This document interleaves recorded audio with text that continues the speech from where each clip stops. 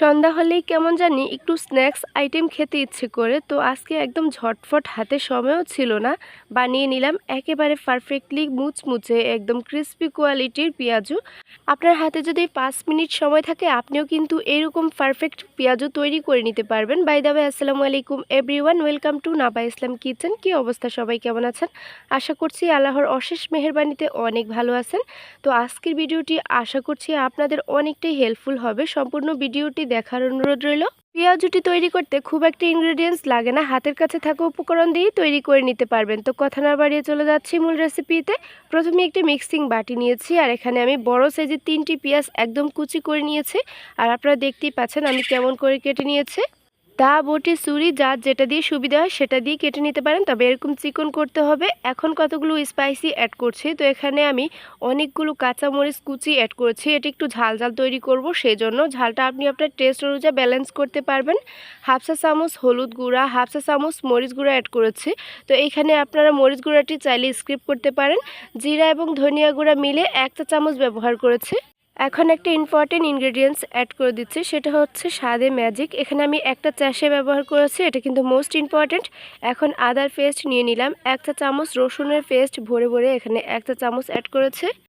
এখন এই সবগুলো উপকরণ ভালো করে মিক্স করে নেওয়ার সময় আমার মনে হয়েছে আমি যে লবণ দিতে ভুলে গিয়েছি।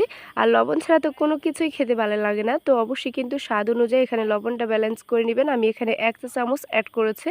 এখন এই সবগুলো উপকরণ হাত দিয়ে ভালো করে মেখে নিচ্ছি। আপনারা চাইলে এখানে গ্লাভস ইউজ করতে পারেন, তবে আমার কোনো সমস্যা হয় না, সেজন্য আমি এভাবেই এটা মেখে নিচ্ছি। এমনভাবে মেখে নিতে হবে যাতে পেঁয়াজ থেকে পানিটা বের হয়ে আসে এবং একেবারেই সফট হয়ে যায়। এখানে কিন্তু এক্সেস কোনো রকম পানি ইউজ করা যাবে না।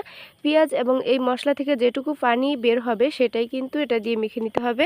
এখন অ্যাড করে দিলাম এখানে 1/4 কাপ পরিমাণ বেসন। আর এই বেসনটা কিন্তু আমার 1/4 কাপ পরিমাণ লেগেছে। আপনারা চাইলে এখানে 1 কাপ পুরোপুরি ব্যবহার করতে পারেন, আপনাদের পরিমাণ অনুযায়ী কিন্তু ব্যবহার করবেন। এই ব্যাটারের কনসিস্টেন্সিটা কেমন থাকবে সেটা একটু আপনাদেরকে দেখে বুঝে নিতে হবে। এখানে কিন্তু কোনো রকম পানি অ্যাড করা যাবে না। এই পেঁয়াজ থেকে প্রচুর পরিমাণ পানি উঠবে মথার সময়, তখন কিন্তু এই পানিটা দিয়ে এটা পারফেক্ট হয়ে যাবে। তো এটা একটা সাইডে রেখে চলে যাচ্ছি সরাসরি কিচেনে। একটা ফ্রাই প্যান নিয়েছি, আর এখানে আমি 1 কাপ পরিমাণ কুকিং অয়েল অ্যাড করেছি। আর এই পেঁয়াজটা কিন্তু ডুবো তেলে ভেজে নিতে হবে। তেলটা আমি মিডিয়াম হিটে গরম করে নিয়েছি, আর এখন কিন্তু মিডিয়াম টু লো ফ্লেমে আছে। এগুলো সবগুলো দেওয়ার পর কিন্তু মিডিয়াম হিটে করে দিব। দেওয়ার সময় যদি মিডিয়াম টু হাই ফ্লেমে রাখেন তাহলে আগে যেগুলো দিবেন সেগুলো কিন্তু খুব দ্রুত কালার চলে আসবে, পরে যেগুলো দিতে যাবেন সেগুলো কিন্তু হবে না, কাঁচা থাকবে। সেজন্য কিন্তু দেওয়ার সময় অবশ্যই চুলার আঁচটা লো ফ্লেমে রেখে এগুলো দেওয়ার পর মিডিয়াম টু হাই হিট করবেন। আর এগুলো কিন্তু মিডিয়াম টু লো হিটেই ভেজে নিতে হবে, তাহলে একদম পারফেক্টলি কুক হবে এবং মুচমুচে ক্রিস্পি হবে। আপনাদের সাথে কথা বলতে বলতে কিন্তু আমার পেঁয়াজুর একটা সাইড হয়ে গিয়েছে, আমি আরও একটা সাইড উল্টে দিয়েছি। দেখতেই পাচ্ছেন আমি কিন্তু এগুলো একদম গোল্ডেন ব্রাউন কালার করে ভেজে নিচ্ছি। ফাইনালি আমার এটা ভাজা হয়ে গিয়েছে, আর এখন আমি একটা স্টিনারের সাহায্যে এগুলো তুলে নিচ্ছি।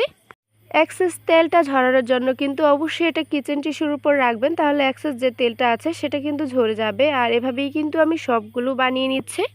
এই পেঁয়াজগুলো কিন্তু আমি 2টি লেয়ার করে ভেজে নিয়েছি, একসাথে অনেকগুলো দিতে যাবেন না, আর এগুলো ভেঙে যাওয়ার সম্ভাবনা থাকতে পারে। যখন নরম অবস্থা এটা নাড়াচাড়ি করবেন না।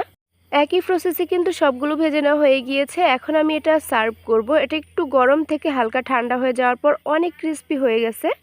পেঁয়াজের এই পেঁয়াজুটা আপনি যাকেই খাওয়াবেন সেই কিন্তু আপনার প্রশংসা করবে, এতটাই টেস্টি এবং পারফেক্ট একটি খাবার। আপনার যখনই মন চাচ্ছে ঝটফট করে এটা বানিয়ে নিতে পারবেন। আর আমি এটা কিন্তু সালাদ দিয়ে পরিবেশন করেছি। আপনারা চাইলে এটা বিভিন্ন আইটেমের সস দিয়ে পরিবেশন করতে পারবেন। ট্রাস্ট মি, এই পেঁয়াজুটা এতটাই পারফেক্ট হয়েছে, আমি আশা করছি আপনাদের অনেক বেশি পছন্দ হবে। যত রকমের পেঁয়াজু কিংবা পাকোড়া তৈরি করেছি আমার কাছে মনে হচ্ছে এটাই বেস্ট অ্যান্ড বেস্ট। এখন আমি একটু ভেঙে শেয়ার করছি। এটার ভেতরটা দেখতেই পাচ্ছেন কত পারফেক্টলি কুক হয়েছে, আর এটা খেতে এত মজা লেগেছিল, আমি কিন্তু এটা সালাদ দিয়ে খেয়ে নিয়েছি। তো আজকের ভিডিওটি কেমন লেগেছে অবশ্যই কিন্তু কমেন্ট করে জানাবেন, তাহলে আমি পরের ভিডিওতে ধন্যবাদ জানাতে পারবো। ভালো লাগলে অবশ্যই একটি শেয়ার করে দিবেন যাতে যে কারো উপকারে আসতে পারবে। আজকের মতো এখানেই বিদায় নিচ্ছি, কথা হবে নতুন কোনো ভিডিওতে। সে পর্যন্ত ভালো থাকবেন। এতক্ষণ ভিডিওটির সাথে থাকার জন্য অনেক ধন্যবাদ।